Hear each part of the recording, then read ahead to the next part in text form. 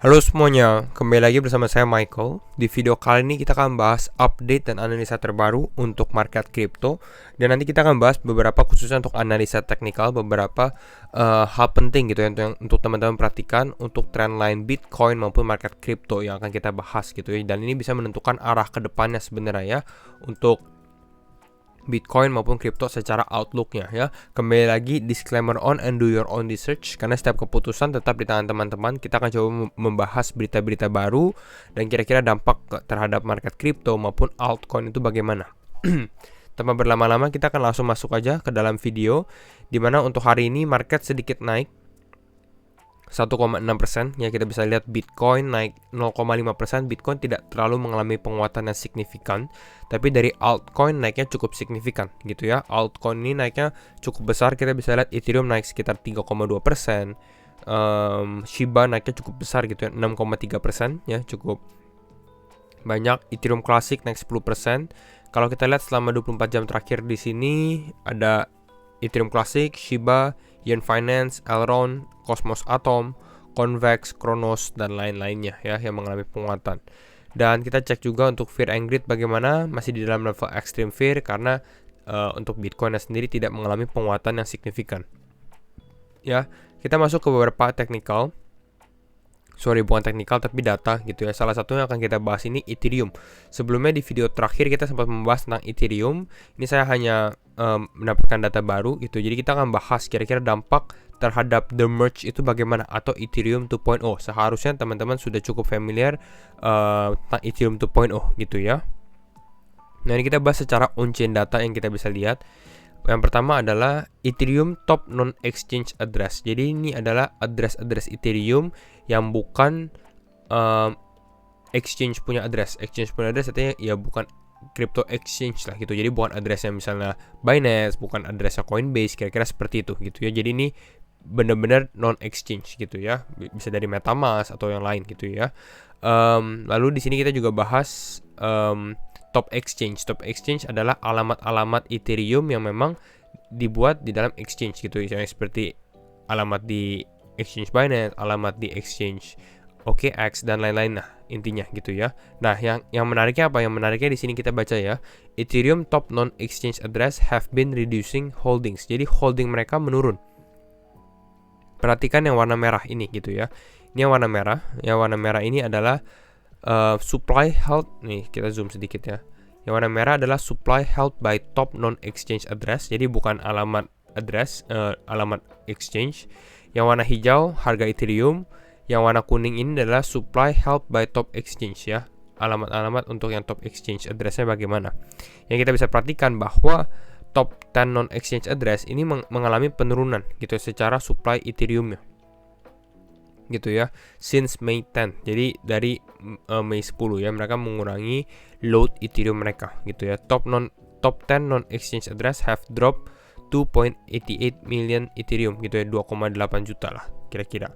Nah, yang menariknya adalah top 10 exchange address ya, yang 10 besar untuk Ethereum ya di exchange ini mengalami kenaikan, have added gitu. Intinya apa? Artinya banyak Ethereum yang justru masuk ke dalam exchange-nya seperti ini.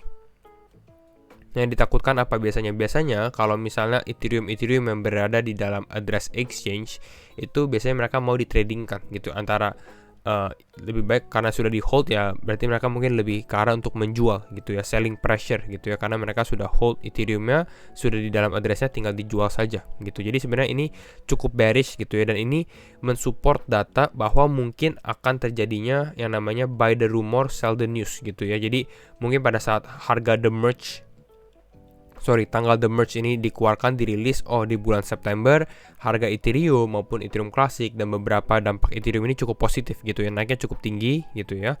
Nah, nanti mungkin bisa jadi terjadi ya, kalau memang buy the rumor sell the news ini terjadi ya, pada saat Ethereum 2.0 nya keluar menjadi proof of stake dari proof of work, bisa jadi mengalami penurunan gitu ya.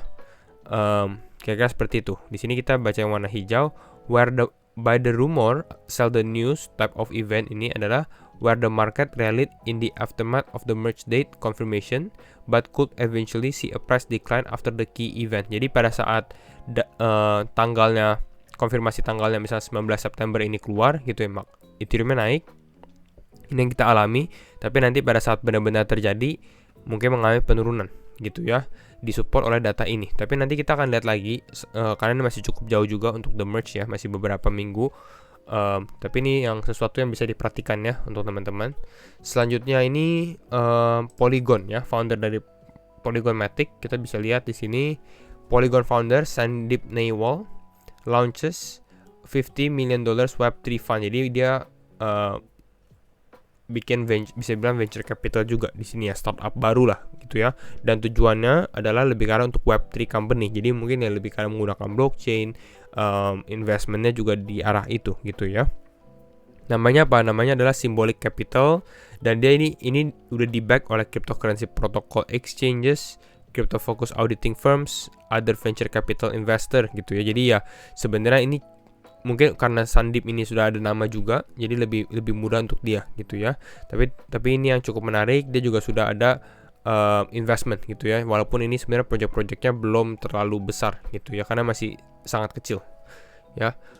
Lalu apakah ada lagi? Nah, lalu ada yang menariknya ini di dunia NFT gitu ya. Ini baru aja terjadi ya beberapa jam yang lalu, di mana M&M's ini salah satu brand besar untuk permen ya mungkin ya. Ini keluarin NFT atau jenis permennya ini edisi Bored Ape Yacht Club atau BAYC gitu. Jadi artinya ya mungkin ini bisa membuat NFT lebih dikenal lagi gitu ya. Jadi ini yang cukup menarik. Nah ini seperti ini dia punya video gitu ya. Nah sebenarnya cuma lebih ke arah untuk mungkin covernya aja ya. Ini untuk M&M's. Nextnya kita lihat juga ini kalau secara harga, di mana Bitcoin versus US Tech Majors gitu. Di sini kita bisa lihat yang sempat kita mention juga bahwa Bitcoin ini relatif mengalami pelemahan atau kurang kuat ya, lebih lemah kalau dibandingkan dengan equity atau Amerika. Saham. Di sini perbandingan Bitcoin dengan perusahaan-perusahaan teknologi Amerika gitu ya. Di sini kalau kita lihat Bitcoin, kita lihat di sini Bitcoin selama beberapa hari terakhir di sini tidak terlalu mengalami penguatan yang signifikan gitu ya. Sedangkan kalau kita lihat dari tech stocks ini naiknya lebih signifikan, bahkan ini sempat pump cukup besar. Artinya apa? Artinya ada dua gitu ya. Yang pertama adalah Bitcoin ini relatif lebih lemah ya untuk sekarang secara price action. Tapi bukan berarti Bitcoin ini nggak bisa menguat gitu ya. Jadi kalau misalnya Bitcoin kita lihat tiba-tiba dia menguat ke 22.000 atau mungkin 22.100 gitu ya, kenaikannya masih cukup possible gitu ya, cukup mungkin karena dari sahamnya sendiri ya ini lagi pumping. Nanti kita coba lihat secara di teknikalnya aja gitu ya. Sekarang kita masuk untuk Bitcoin ya. Kembali lagi disclaimer on and do your own research. Kita akan coba analisa teknikalnya. Kalau di time frame 4 jam di sini saya membuat seperti sebuah trend line ya. Ini trend line warna putih. Secara short time frame aja sebenarnya kita bisa lihat seperti ini. Ya secara short time frame ini untuk memastikan aja kalau misalnya ternyata Bitcoin sudah breakdown ya, ini harus was-was gitu ya, hati-hati saja. Bukan berarti ini ada trend line yang harus dipertahankan gitu ya. Ini secara short term aja, karena Bitcoin relatif sebenarnya ya pergerakannya sideways gitu ya selama beberapa hari terakhir, tidak terlalu banyak kenaikan atau penurunan. Tapi yang menarik sebenarnya kemarin ini dia sempat pump naik sampai ke level 21.900 ya, 21.900, tapi tidak berhasil, bisa dibilang belum berhasil breakout karena selling pressure di sini masih ada gitu ya. Dan sekarang ini lagi mengalami penurunan. Nanti kita lihat ya, karena ini candle-nya belum closing juga. Jadi ini untuk Bitcoin untuk saat ini gitu ya.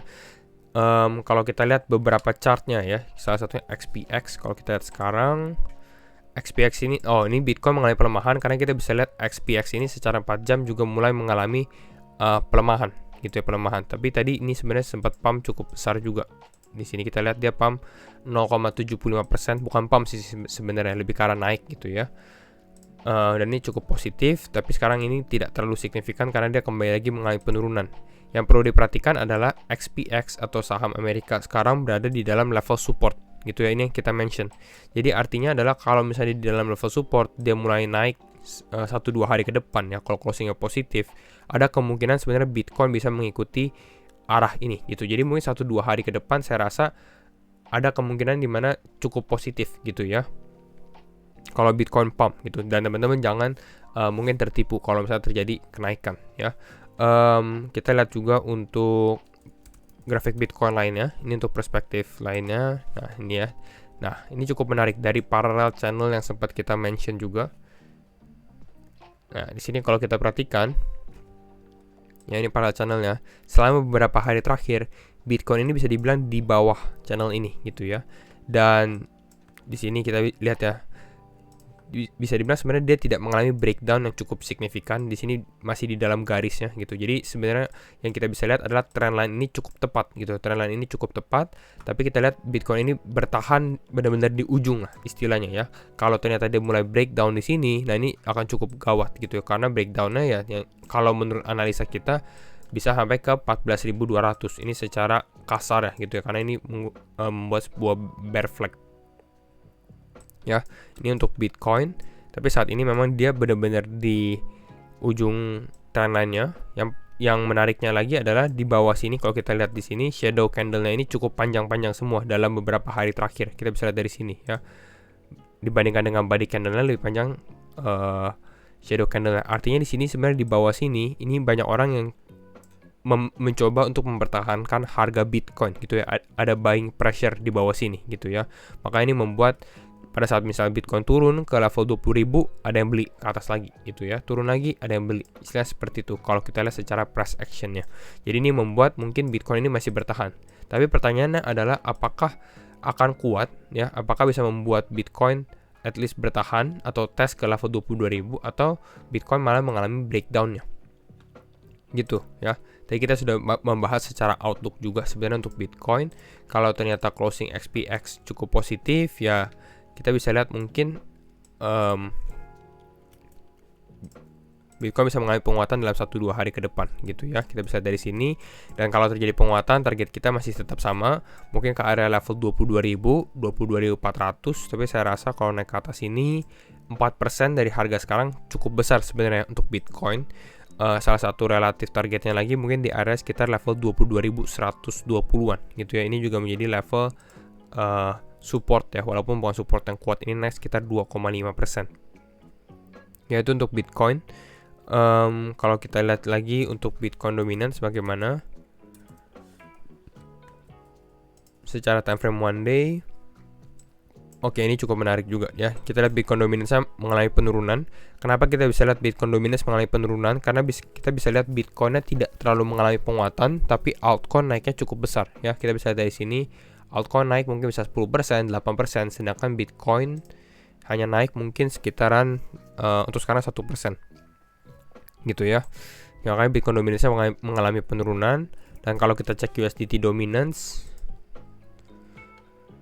secara time frame one day, di sini USDT dominance sudah masuk ke dalam area support ya. Kita lihat dari sini sudah masuk ke dalam area support. Jadi kita lihat 1-2 hari ke depan ya, mungkin akan sedikit menurun. Tapi kalau misalnya Bitcoin sudah mulai top kena resistance, saya rasa ini mulai orang take profit lagi.